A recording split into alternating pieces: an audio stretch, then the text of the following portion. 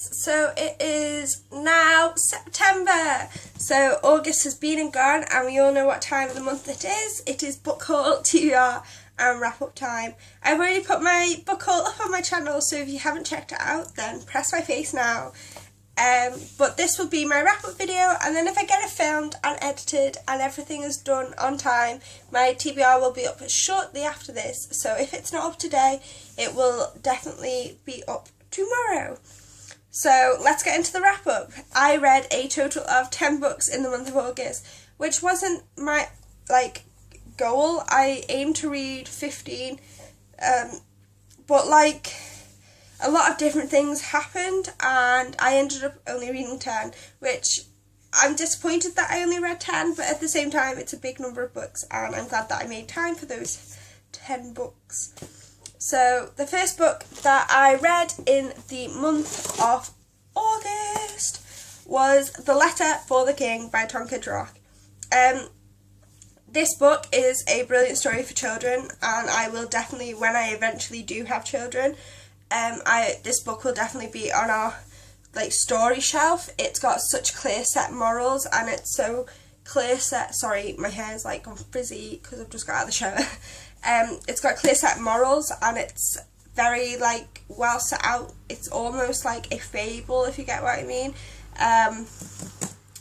The only thing I have to say about it was, for me, and maybe it's because I'm an adult and I should be reading children's books, but I thought that the evil in it, the evil assassin person, he was vanquished a little bit too easy, but then again, it's a children's book and it's a happy ending, so I still loved it. It was beautifully written. So thank you, Lisa, for the recommendation, and brilliant book. Go up and pick up and buy it. Pick up and buy it. Pick up and buy it. The next book I read was Love Letters to the Dead by Ava DeLaria. I really wanted to love this book, and I struggled with my rating a lot. So in the end I gave it 3 out of 5, and I went into this book desperately wanting to love it because I absolutely adore the concept. It's about a young girl whose sister dies when she's really young, when she's young, a teenager. And they get given an assignment in English class to write a letter to a dead person. And instead of writing to a American president or somebody like that, she decides to write to Kurt Cobain, because Kurt Cobain died young, the same as her brother. And basically the whole book is letters to dead famous people that she has decided to write.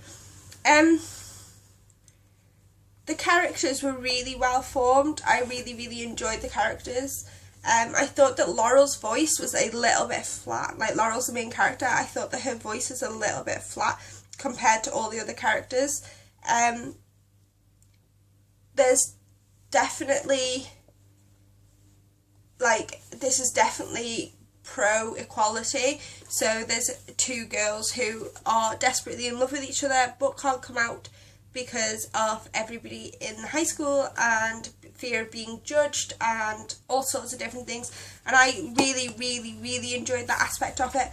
It was so consistently done and so well written all the way through it. Although the resolution of it was a little bit too neat, it was a little bit kind of, done for the sake of it, if you get what I mean. I think I would have preferred if the book was her story and then letters sporadically throughout the book, instead of the story being just being letters. That's all the story is, really, is just letters. And I didn't think that it came across the way it should do, so that's why I got 3 out of 5. So yeah, Bin Man is outside my window. Brilliant! So the next book, we're going to try and talk through it. The next book I read this month was Legend. This whole book is basically a conspiracy. Basically, you come out of it, they tell you information, and you come out of it questioning everything you've been told. It follows a young boy and young girl who, the girl is a secret, a guard kind of thing, and there's like a virus going around, and she goes undercover to meet the famous criminal Day, and yeah, and then it turns out that Day murdered her brother, and it's all a bit crazy, but like, you cannot take anything in this book for face value. It's so good. And I was in a reading slump and I started to read this, and oh my god, I wasn't in a reading slump anymore. It was so fast paced and so brilliant. So good, so good. I gave this book 4 out of 5. The only reason it didn't get 5 was because some of the characters were like the generic characters, and I kind of thought that this book was better than that, and that kind of like disappointed me and let me down a little bit. So yeah, 4 out of 5 for Legend by Marie Lu. The next book I read this month was Reboot by Amy Tintara. Well, yeah, her. I absolutely adore this book. This book got 4.5 out of 5. The romance in this wasn't cheesy, it wasn't overdone, it never ever overshadowed like the action or like the storyline. It never ever just became about the romance, and I absolutely adored it for that. The idea of these, it follows, it's like, I think it's set in the future, or it's set in like a parallel world where children who die of a virus or die are rebooting, so they like basically come back to life, and the longer you're dead for, the stronger and the faster you heal, so like the stronger the reboot you are. And it basically follows a girl who is the strongest reboot at 178 minutes, and then she mentors the lowest number in a while, which was 22, and it's like an interesting contrast between how human he is and how unhuman she is. So yeah, I thought it was really well done. It was interesting and super well executed. And the idea of the numbered ranks and kind of thing made it feel like a more like a high school realistic book, which was fantastic. So 4.5 out of 5. Yay! Okay, so this is either going to get me a lot of hate or people are going to agree with me, and I hope people agree with me. I got Looking for Alaska by John Green because I really, really, really enjoyed The Fault in Our Stars. However, I wasn't convinced on whether or not he was just like a flash in the pan, or whether or not I genuinely like his writing style. I thought this book overall was really well written, and I thought that there was very like interesting similarities to Winger by Andrew Smith. And I adored Winger. It was one of my favourite books that I've read this year.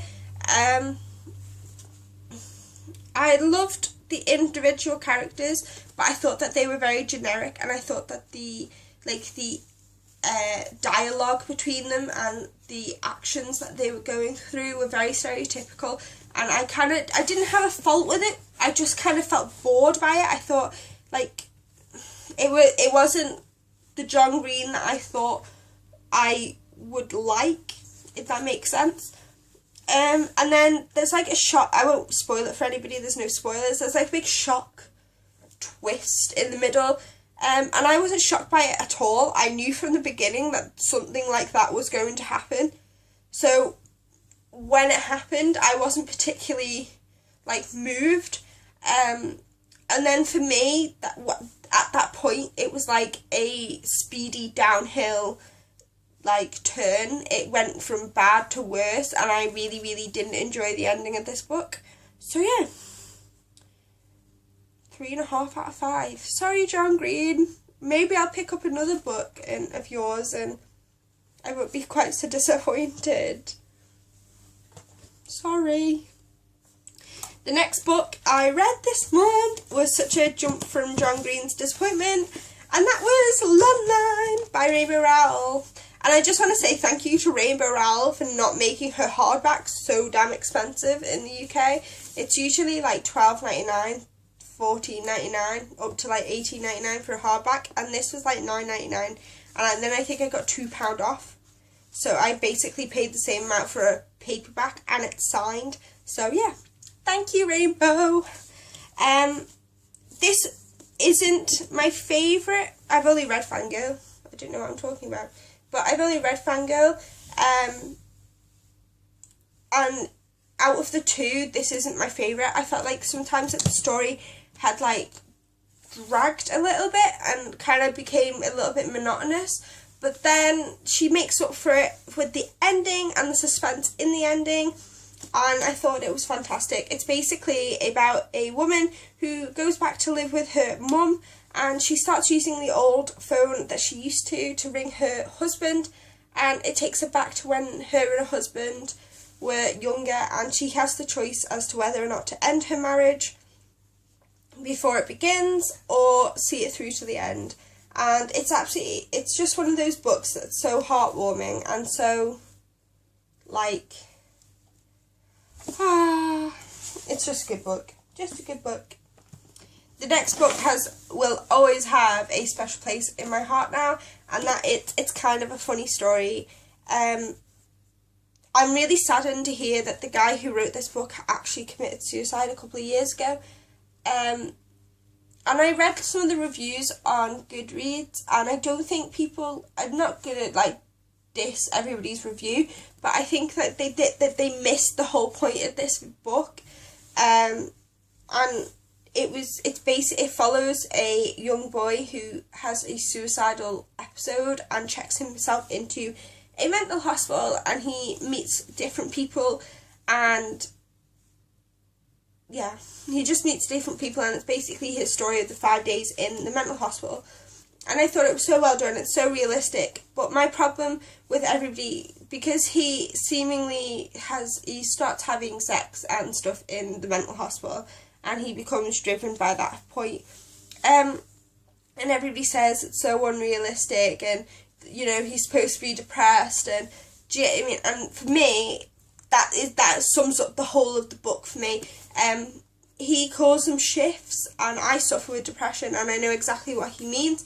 You go through stages of being super motivated and super like, oh, I'm so much better, la-di-da-di-da. And like, I don't think people understood that, although the book doesn't tell you, like the book doesn't say, oh, and he came out of the mental hospital and he was perfectly fine for the rest of his life. Like, it's going to be a constant battle, and I think that him having sex and trying to fall in love is his way of dealing with the fact that this shift might only be temporary.